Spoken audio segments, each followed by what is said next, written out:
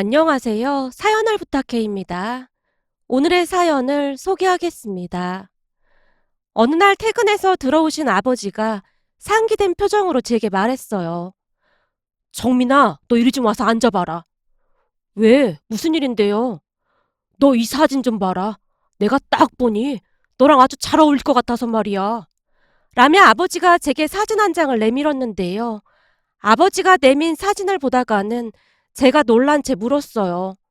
아버지, 요즘도 이런 종이사진이 있네요. 종이사진 진짜 오랜만이네요.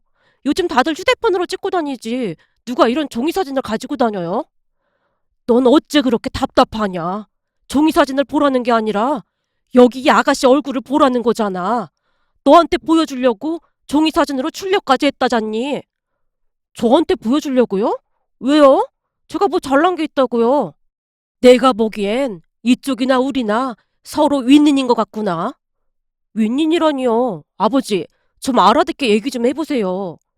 제가 답답하다는 듯이 아버지를 바라봤는데요. 아버지가 제게 기가 막힌 이야기를 하기 시작했어요. 우리 부모님은 시장에서 건어물 가게를 꽤 오랫동안 운영하고 계신데요. 할아버지 때부터 운영하던 가게로 나름 역사가 깊다고 해야 할까요? 부모님이 힘들게 일하고 있다는 걸 잘 알고 있었기에 여동생과 저도 시간이 날 때마다 부모님 가게에 가서 도와드리곤 했습니다. 그 모습에 손님들이나 주변 분들이 우리를 좋게 본 모양이었어요. 제가 가서 심부름을 하거나 건어물을 팔고 돈을 받고 있으면 손님들 대부분이 칭찬을 하곤 했거든요. 김 사장님은 이렇게 든든한 아들이 있으니 밥을 안 먹어도 배가 부르겠습니다. 그럼요. 우리가 가진 건 많지 않지만 자식들은 잘 키웠다고 자신할 수 있습니다. 아들, 딸이 우리한테 그렇게나 잘하거든요. 그냥 보고만 있어도 배가 부르답니다. 라는 말을 하곤 했어요. 거기다 주말 점심때쯤이 되면 동생이 도시락을 준비해왔고 다 함께 식사를 하곤 했는데요. 사람들은 그 모습을 참 부러워했습니다. 요즘 사람들 같지가 않네. 참 잘 컸어. 부럽다, 부러워. 우리 자식들은 하나같이 내 돈만 빼먹을 생각이나 하고 있는데 이 집 자식들은 어쩜 이렇게 착할 수가 있을까나? 라며 부러운 듯 우리 가족을 바라보곤 했어요. 그러면서 어떤 분들은 저를 사위 삼고 싶다는 분들도 꽤 많이 있었는데요. 아마도 제 선자리가 들어온 모양이었어요. 제게 사진을 내밀던 아버지의 얼굴에 웃음꽃이 가득했습니다. 봐봐라, 이 아가씨 말이야.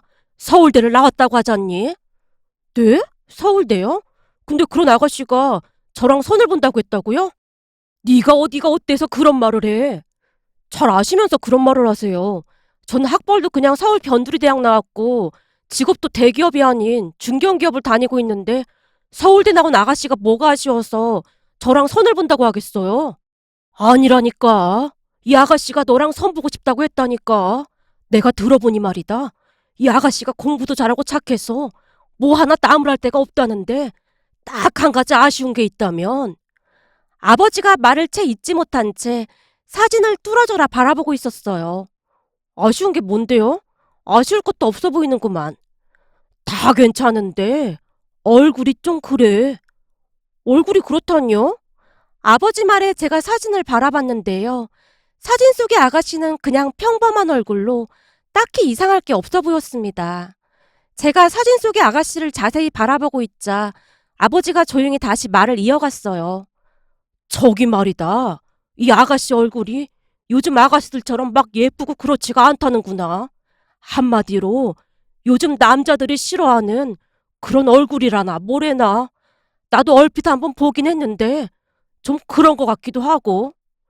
왜요? 사진으로 봤을 때는 괜찮아 보이는걸요? 그게 말이야. 요즘 말로 뭐라고 하던데? 사진을 예쁘게 만드는 그 뭐라더라? 아, 뽀샵이요? 오, 그래. 뽀샵인가 뭔가로 사진을 좀 많이 바꾼 모양이야.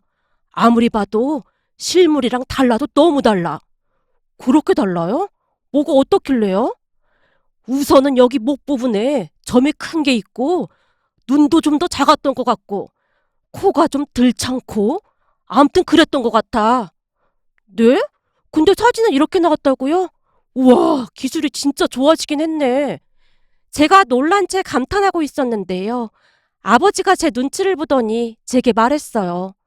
저기 정민아, 이 아버지가 여지껏 살아보니 여자 얼굴은 딱 1년만 지나면 아무것도 아니야. 이 아버지도 여자 얼굴 보고 결혼했으면 네 엄마랑 절대 결혼 못했지. 여자는 얼굴보다는 이 마음씨가 좋아야 하는 거야.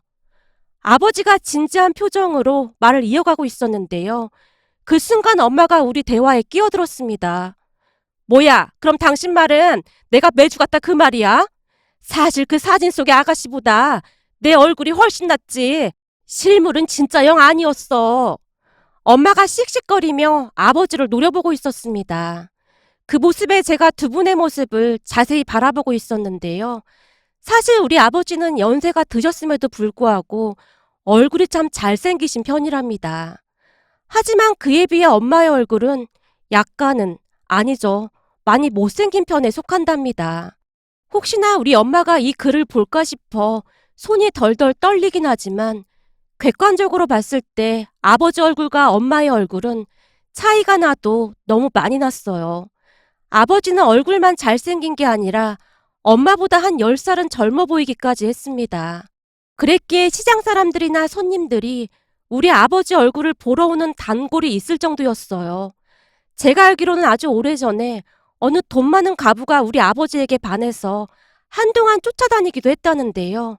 처음에는 그 아줌마가 가게 매출을 많이 올려줘서 그냥 친절하게 대한 모양입니다. 그런데 어느 순간부터는 엄마가 없을 때만 골라서 찾아와서는 아버지 팔짱을 끼려고 한다든지 그랬다고 하네요. 그럴 때마다 아버지가 정색을 하며 피했고 말이죠. 문제는 그 뒤에도 그런 일이 반복되자 계속 참고만 있던 아버지가 그 아줌마에게 소금까지 마구마구 뿌려대며 근데 보자 보자 하니까 이 옆에 내가 미쳤나? 어디서 천박한 짓거리야? 당장 꺼지지 못해? 라며 고래고래 소리를 지르기도 했다네요. 그때 마침 마트에 갔던 엄마가 가게에 들어오고 있었다는데요. 그 과부 아줌마가 소금까지 뒤집어 쓴 채 아버지에게 매달리고 있더랍니다. 아버지는 그 과부 아줌마에게 계속해서 소금을 뿌려대고 있었고요. 결국에는 엄마가 가서 뜯어 말렸다는데요. 엄마 말로는 그날 엄마가 조금만 늦게 왔더라면 무슨 사달이 나도 단단히 났을 거라는 말까지 하곤 했어요. 그런데 그 뒤 시장에서 우리 아버지의 인기가 하늘 높은 줄 모르고 치솟기 시작했다는데요. 시장 아줌마들이 마치 백마탄 왕자님을 보듯이 아버지를 바라봤다고 하네요. 세상에나 얼굴도 잘생긴 데다가 그렇게 애처가 하잖아. 저 사람 아내는 무슨 복을 가지고 태어났길래 저런 남편이랑 결혼까지 했을까나.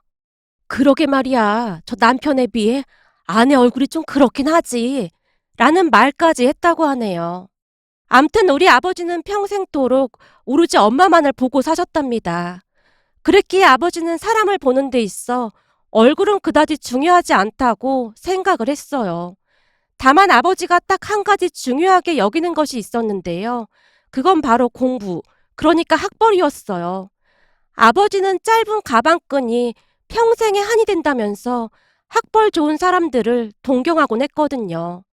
그랬기에 그날도 아버지는 그 사진 속 아가씨의 얼굴 따위는 관심도 없는 듯 해보였어요. 다만 그 아가씨가 서울대를 나왔다는 것에 엄청난 관심을 보일 뿐이었어요. 너 말이야, 서울대를 가려면 공부를 얼마나 잘해야 하는지 알고 있지? 근데 이 아가씨가 서울대를 나왔다고 하잖니? 드디어 우리 집에도 기회가 온 거야. 기회가 오다니 그건 또 무슨 말이에요? 당연히 기회가 온 거지. 서울대를 나온 며느리가 들어오면 이보다 더 큰 기회가 어디 있겠어. 근데 그 아가씨가 저를 마음에 들어 할 리가 없잖아요. 그리고 무엇보다도 그 아가씨 제 스타일도 아니에요. 이 아가씨는 네가 마음에 든다고 하는데 네가 지금 그런 걸 따지고 있을 때가 아니야. 네? 제가 마음에 든다고요? 저를 언제 봤다고요? 전 처음 보는 것 같은데요? 이 아가씨가 엄마 따라서 시장에 몇 번 왔었던 모양인데 네 얼굴 보고 그냥 한눈에 반한 모양이야. 맞선도 이 아가씨네에서 먼저 찾아와서 말을 꺼냈거든. 네가 날 닮아서 한임을 하니까 이런 기회가 찾아온 거 아니겠냐? 그러니까 아버지 말씀으로는 이 아가씨가 제 얼굴만 보고 말선을 보겠다고 했단 말이에요? 그렇다니까. 거기다 더 착한 거야. 이미 소문이 날대로 나서 다들 알고 있는 거고. 그니까 한번 만나봐라. 싫어요. 전 그냥 자연스럽게 만나는 게 좋아요. 맞선 이런 거 영 부담스러워서 싫어요. 제가 귀찮다는 듯이 말을 하고는 방으로 들어가고 있었는데요. 제 말을 들은 척도 하지 않고 아버지가 제 등 뒤에서 외쳤어요. 다음 주 토요일 날 맞선 보기로 이미 말해놨다. 아버지, 저한테 말도 안 하고 그냥 약속 잡으면 어떡해요? 서울대라는데 그런 걸 따질 때가 아니잖아. 제가 싫다고 펄쩍펄쩍 뛰고 있었지만 아버지는 들은 척도 하지 않았어요. 그렇게 정말 억지로 맞선 자리에 나가게 되었는데요. 여자는 사진에서 봤던 것보다 얼굴이 훨씬 더 못생겨 보였습니다. 그냥 딱 봤을 때는 굉장히 내성적일 것 같아 보였지만 여자는 놀라울 정도로 적극적이었는데요. 제가 그 여자의 이상형이라는 말만 수십 번을 한 것 같네요. 하지만 제 이상형은 아니었기에 그날 식사만 하고 그만 만날 작정이었지만 그 여자는 거의 주말마다 도시락을 싸서 우리 부모님 가게로 찾아오곤 했어요. 그럼 아버지가 버선발로 여자를 맞이했고요. 처음에는 귀찮게 하지 말라고 화도 내봤지만 여자가 눈물까지 그렁그렁한 채 울먹이곤 했기에 아버지가 나서서 그런 저를 나무라기도 했어요. 그러다 보니 어느새 그 여자가 제 약혼녀가 되어 있더라고요. 시장뿐만 아니라 친척들에게까지 아버지가 소문을 다 낸 상황이었기에 제 입장에서는 참으로 난감할 수밖에 없었습니다. 그렇게 저는 등 떠밀리듯 그 여자와 교제를 시작했습니다. 사실 그때 당시 딱히 좋아하는 여자가 있었던 것도 아니었고 아버지가 너무나도 좋아했기에 그냥 아버지를 기쁘게 해드리자는 마음도 컸던 것 같습니다.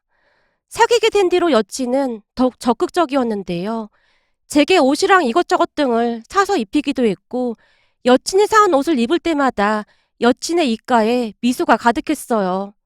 자기는 키도 크고 얼굴도 엄청 잘생겨서 머리 봐도 다 잘 어울리는 것 같아. 뭘 또 엄청 잘생겨. 이 정도면 그냥 평범한 얼굴이지. 다른 사람들이 들으면 비웃겠다. 아니야. 자기 진짜 잘생겼다니까. 내가 본 사람들 중에 최고로 잘생겼어. 그렇게 말해주니 고맙긴 하네. 근데 자기 회사에서는 자기 좋다는 사람 없었어? 글쎄, 나 여친 있는 거 다들 알고 있어서 관심도 없을걸? 근데 그건 왜 물어? 내가 보기엔 여자들한테 엄청 인기가 많을 것 같아서 말이야. 아니야, 그렇지도 않아. 라며 제가 얼머부리고 말았는데요. 사실 회사에서 제게 관심 있다고 말한 여직원이 꽤 있긴 했지만 제가 단번에 거절을 하곤 했어요. 이 사내 연애라는 게 보통 불편한 게 아니었거든요. 그런 사실을 굳이 여친에게 말할 이유가 없었기에 그냥 숨기고 말았습니다. 제게 여친이 생겼다는 사실을 알고 회사의 한 연상녀가 술에 잔뜩 취한 채 제게 전화까지 해서는 내가 사진 보니 나보다 훨씬 못생겼던데 어떻게 그런 여자랑 사귈 수가 있어? 라며 울고불고 난리를 치기도 했지만 그런 사실을 굳이 말할 필요는 없었으니까요. 그렇게 1년쯤 사귀다가 양가에서 결혼 이야기가 나오기 시작했어요. 무엇보다도 여친이 계속해서 결혼을 서둘렀거든요. 결국 양가 부모님께 정식으로 인사를 드린 뒤 훈훈한 분위기 속에서 상견례까지 잘 진행이 되었습니다. 여친 가족들이 왜 그리도 저를 마음에 들어 했는지 그냥 알 수가 있었는데요. 가족들이 모두 하나같이 외모의 컴플렉스가 심각해 보였어요. 다행인지 모르겠지만 동생과 저는 아버지를 그대로 빼닮았는데요. 그 부분이 여친 부모님 마음에 쏙 들었던 모양이었어요. 그러니까 둘 다 우리 엄마의 외모가 아닌 잘생긴 아버지의 외모를 닮았기에 아마도 이세가 태어난다면 여친이 아닌 저를 닮지 않을까 하는 기대를 하는 눈치였어요. 우리 부모님 또한 서울대를 졸업한 여친이 마냥 좋았던 것 같고요. 그냥 한마디로 서로 윈윈하는 분위기 속에서 상견례는 잘 끝났습니다. 그리고 정말 빠른 속도로 결혼을 진행해 나가기 시작했는데요. 결혼식장 예약부터 스튜디오, 그리고 신혼여행지까지 예약을 마쳤거든요. 결혼식 준비를 하는 내내 여친은 그저 행복해 보였고 그런 여친을 보니 저도 그냥 흐뭇한 그런 기분이었어요. 드디어 결혼식을 하게 되는구나 라고 실감이 나기 시작했거든요. 그런데 결혼식을 한 3개월가량 앞두고 예상치 못한 문제가 발생했습니다. 그 일의 발단은 여친 부모님이 한 상가 건물에서 우리 부모님을 보면서 시작이 되었습니다. 여친 부모님이 식사를 하기 위해 그 상가 건물로 갔던 모양인데요. 멀리서 우리 부모님이 보여서 기쁜 마음에 인사를 하려고 했답니다. 그런데 우리 부모님 옆에 서 있던 한 남자가 우리 부모님께 크게 허리 숙여 인사를 하고 있더랍니다. 남자의 행동에 부모님이 쑥스러운 듯 웃고 있었고요. 만약 그때 여친 부모님이 그것에 대해 신경 쓰지 않고 그냥 지나쳤다면 큰 문제가 없었을 텐데 뭔가 이상함을 느낀 두 분이 그냥 지나치지를 못했던 모양이었어요. 우리 부모님이 상가 건물을 나서자마자 부모님께 허리 숙여 인사한 그 남자를 따라갔다는데요. 그 남자가 한 음식점으로 들어갔고 여친 부모님도 그 남자를 따라 들어가서는 모른 척하고 음식을 주문했다고 합니다. 때마침 음식을 가지고 온 남자에게 여친 부모님이 시치미를 뗀 채 물었고요. 저기 죄송합니다만 아까 그분들하고 어떻게 아는 사이입니까? 네? 누구를 말씀하시는 건지? 아까 상가 입구 쪽에서 인사하던 분들 말입니다. 우리도 잘 아는 분들이거든요. 아, 사장님이요? 당연히 잘 알죠. 우리 상가 주인이신걸요? 왜? 상가 주인이요? 그럼 이 상가 주인이란 말입니까? 그럼요. 두 분이 얼마나 좋은 분들이신데요. 저희 가게 매출이 안 좋으면 임대료도 깎아주시고 그러는걸요. 덕분에 마음 편히 가게를 운영하고 있습니다. 사장님이 상가를 한 3개 정도 가지고 계시다고 하는데 그분들도 많이 배려해 주신다고 들었습니다. 한마디로 아주 착한 상가 주인을 만난 거죠. 상가를 몇 개 가지고 있다는 게 사실인가요? 예, 저는 그렇게 알고 있습니다. 근데 우리 사장님하고는 어떻게 아는 사이신데요? 그냥 좀 가까운 사이입니다. 라며 여친 아버지가 입을 다물어버린 모양인데요. 그때부터 여친 부모님이 본색을 드러내기 시작했어요. 그전까지는 우리 부모님이 서울의 20평대 아파트를 전세로 얻어주시기로 했지만 우리 부모님께 상가가 몇 개 있다는 말을 들은 여친 부모님이 마치 호떡 뒤집듯 말을 바꿨거든요. 그 사실을 한 다음 날 여친 부모님이 저를 한 카페로 불렀습니다. 나가보니 여친 부모님과 여친이 앉아 있었어요. 제가 자리에 앉자마자 여친 아버지가 제게 물었어요. 자네 부모님이 상가를 가지고 있다는 거 알고 있었지? 아들인데 당연히 알고 있었겠지. 제가 대답을 하기도 전에 여친 엄마가 먼저 말을 꺼냈어요. 네? 상가요? 그게 무슨 말씀이세요? 설마 자네는 모르고 있었다. 뭐 그런 핑계를 대는 건 아니겠지? 부모님이 상가를 몇 개나 가지고 있다는데 아들이 어떻게 모를 수가 있겠어? 근데 시장에서 장사해서 어떻게 그렇게나 돈을 많이 벌었을까나? 저기 죄송합니다만 저는 두 분이 무슨 말씀을 하시는 건지 잘 모르겠습니다. 상가라니요. 우리 부모님이 상가 몇 개를 가지고 있다니요? 이 사람 이거 진짜 모르는 거 아니야? 맞네. 진짜 모르는 게 확실하구만. 여친 아버지가 제 표정을 보며 놀란 채 외쳤는데요. 저는 그때까지도 무슨 영문인지 몰라 가만히 앉아있을 뿐이었어요. 그동안 부모님이 워낙 절약하며 사셨기에 저는 우리 부모님께 상가가 있다는 건 꿈에도 생각해 본 적이 없었거든요. 우리도 들은 건데 자네 부모님이 상가를 몇 개나 가지고 있다고 하는구만. 그래서 말인데 상가가 몇 개씩이나 되는 양반들이 딸랑 전세만 해준다는 건 좀 문제가 있는 게 아닌가 싶어서 말이야. 자네가 장남인데 자네 이름으로 된 번듯한 집 하나는 있어야 하는 게 아니겠나? 자네가 부모님께 잘 좀 말씀드려서 집 한 채 마련해달라고 하게나. 우리 딸이 서울대를 나왔는데 그 정도는 해줘야 하는 게 형평성에 맞지 않겠나? 우선은 제가 부모님께 한번 여쭤보고 다시 말씀드리겠습니다. 그럼 당연히 그래야지. 가서 잘 확인해보고 다시 연락 주게나. 자네도 잘 알다시피 자네 아버지는 우리 딸이 서울대 나온 것만으로도 최고의 며느리라고 생각하고 계시잖나. 그러니 그까지 집 한 채 못 대주겠어? 그러니 잘 설득해보게나. 여친 아버지가 잔뜩 기대한 표정으로 저를 바라보고 있었는데요. 제 표정을 살피던 여친이 급히 아버지를 말렸어요. 아빠, 전세도 간지덕지인데 그걸 왜 강요하고 그래? 난 전세도 상관없으니까 그만 좀 해. 얘가 이렇게 정신이 없어. 상관이 없긴 왜 상관이 없어. 내 집 하나 가지고 시작하는 거랑 그냥 시작하는 거랑은 차원이 달라. 거기다 시댁이 돈이 없는 것도 아니고 상가가 몇 개씩이나 있다잖아. 서울대 나온 네가 뭐가 아쉬워서 그런 소리를 해. 넌 그냥 조용히 있어. 여친 아버지가 아주 당당한 목소리로 말을 하고 있었어요. 아마도 그때부터 제 마음이 조금씩 돌아서기 시작했던 것 같은데요. 하루아침에 변해도 너무나 변해버린 여친 부모님의 행동에 소름까지 끼쳤거든요. 그리고 서울대 출신이라는 것에 대해 우리가 너무 띄워줬구나 하는 생각마저 들었습니다. 처음에는 서로 부족한 걸 채워주는 좋은 인연이라며 그렇게 너스레를 떨어대던 사람들이 갑자기 돌변해 있었으니 제 입장에서는 그런 생각이 들 수밖에요. 그날 집에 들어가자마자 제가 아버지께 물었어요. 아버지, 제가 오늘 예비 장인 장모님께 이상한 소리를 좀 들었는데요. 이상한 소리라니? 그분들 말로는 아버지가 상가를 몇 개 가지고 있다고 하던데 그게 무슨 말이에요? 그분들이 잘못 알고 있는 거죠?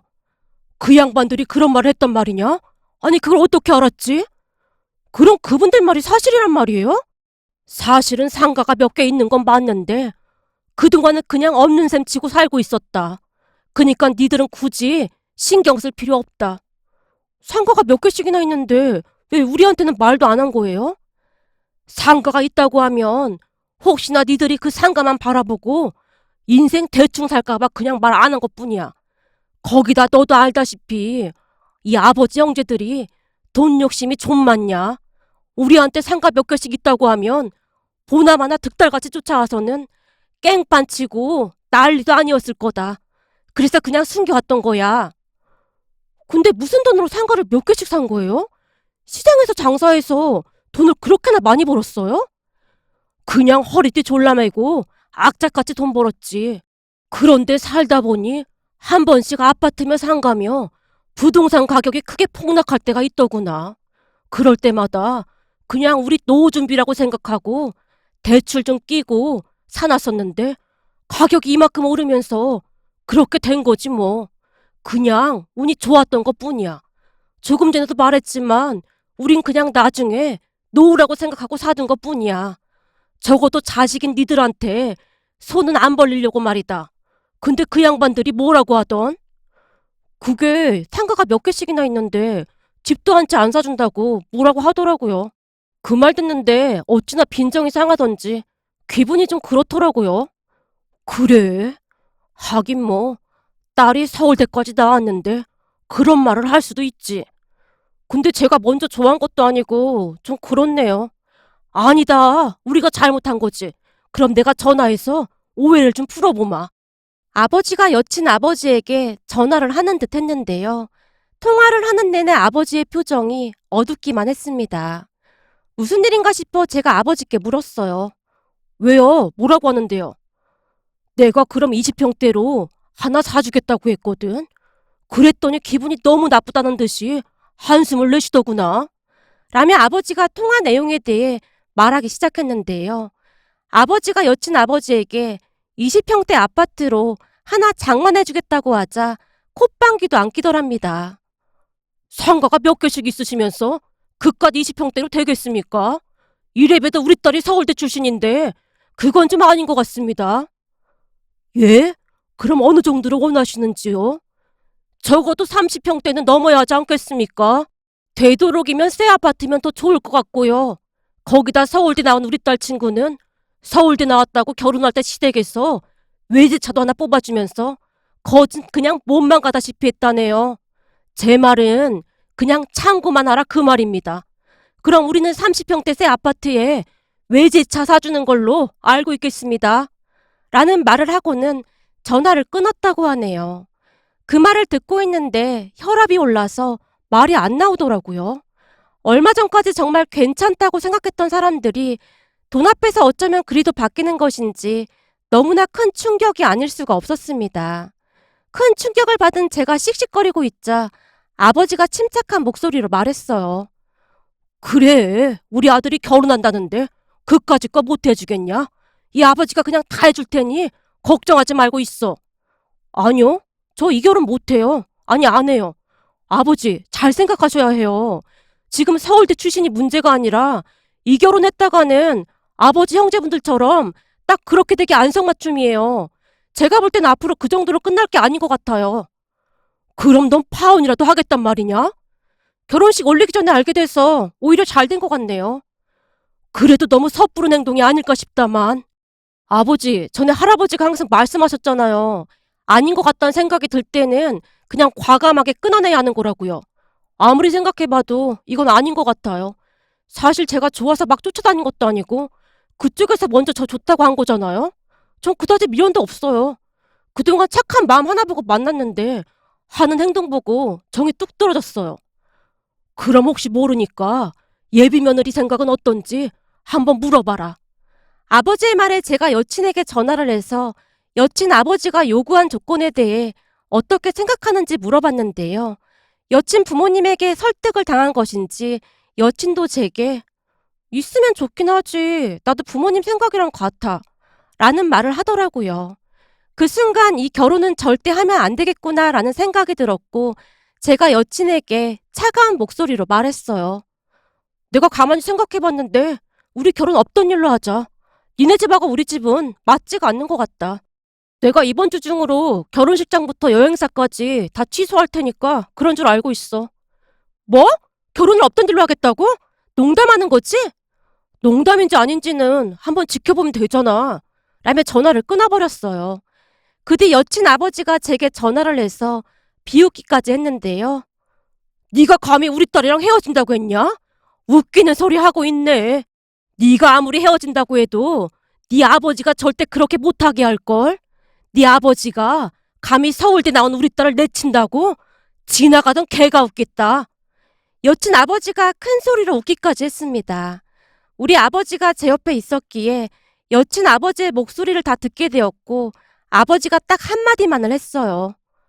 너 진짜 후회 안 할 자신 있냐? 절대 후회 안 해요. 결혼이 얼마나 중요한 건데 저런 집구석이랑 결혼을 해요. 그 잘난 서울대 나왔으니까 더 좋은 남자 만나라고 하죠 뭐. 제 말에 아버지가 고개를 끄덕였고 저는 빠르게 모든 걸 취소하기 시작했습니다. 제가 예식장부터 여행사까지 전부 취소하자 여친에게도 문자 메시지가 간 모양인지 여친에게 전화가 오고 난리도 아니더라고요. 가족 모두 여친 전화번호를 차단하고는 아예 연락을 받지도 않았습니다. 나중에는 여친 부모님이 우리 부모님 가게까지 찾아와서 난동을 피워댄 모양인데요. 그 와중에도 서울대 타령을 했다고 하네요. 그 말이 아버지의 심기를 단단히 건드린 모양이었어요. 조용히 안 나가면 영업방해죄로 경찰 부를 테니 좋은 말을 할 때 그냥 좀 가시죠. 평소 온화하기만 하던 아버지가 눈에 힘까지 준 채 말을 했다고 하네요. 그렇게 여친과 저는 헤어졌습니다. 그 뒤에도 여친이 우리 회사까지 쫓아와서 기다리기도 했지만 저는 여친을 피해 뒷문으로 피해 다니기도 했어요. 그러다가 회사에서 지방 발령 이야기가 나왔고 지방이다 보니 지원자가 없었는데요. 정리도 할 겸해서 제가 지방으로 내려가겠다고 했습니다. 물론 회사에서도 엄청 반기는 눈치였고요. 그 뒤 저는 지방으로 내려가서 전 여친과 완전히 연락을 끊고 살았습니다. 그러다가 몇 달 후에 다니던 회사에서 한 여자를 만나서 사귀게 되었는데요. 새로 사귄 여친은 계약직으로 근무를 하면서 할머니와 단 둘이 살고 있다고 했어요. 그동안은 여자들에게 관심조차 없던 제가 여친에게 한눈에 반한 이유가 있었는데요. 여친은 순수해도 너무나 순수했습니다. 거기다 화려하게 이쁜 건 아니었지만 청순한 그런 느낌이었다고 해야 할까요? 지방에 내려가서 적응을 하는 동안에 여친이 옆에서 한결같이 도와줬기에 더욱 마음이 갔던 것 같네요. 특히나 여친은 웃는 모습이 그렇게 예쁠 수가 없었는데요. 할머니와 단둘이 살았기에 힘들었을 텐데도 불구하고 그냥 해맑기만 했습니다. 결국 여친과 만난 지 10개월 만에 결혼을 결심하게 되었고 바로 부모님께 인사까지 시켰습니다.